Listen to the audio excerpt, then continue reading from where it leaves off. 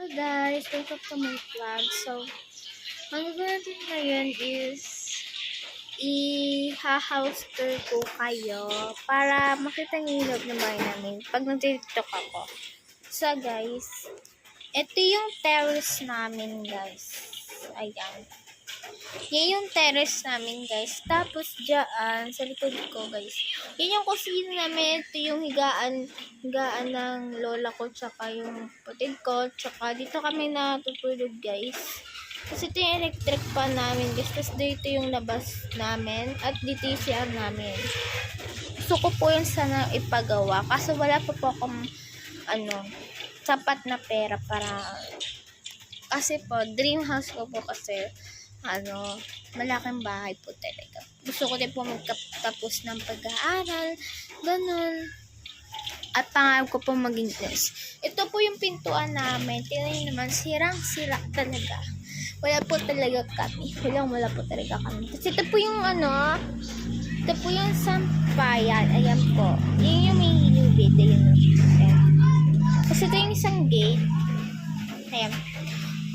Ito na po yung pinagawa nila mama. Actually, 15 days.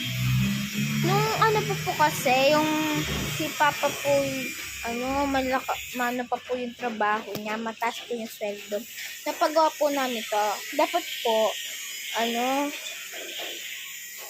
pagawa po to. Ipaganawa nga po. Kasi yung yung nagbakasyon po yung papa ko kasi, yun. Basta po, bigla po bumaba yung sweldo niya. Ayun. Walang-wala na po kami. Wala na po kami panggastos, makain, gano'n.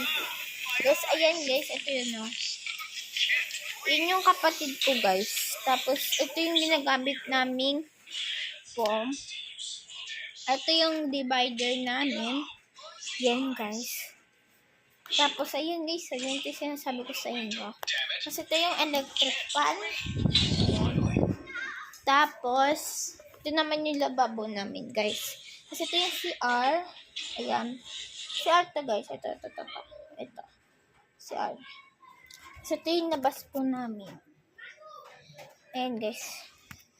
Sa part 2 ko na lang po iaano yung labas po namin. May labas pa po kami. Ayun po. Mahirap lang po kami guys. And gusto ko po mag-vlog para po matulungan po yung pamilya ko. Bye-bye guys. Wake up to my vlog.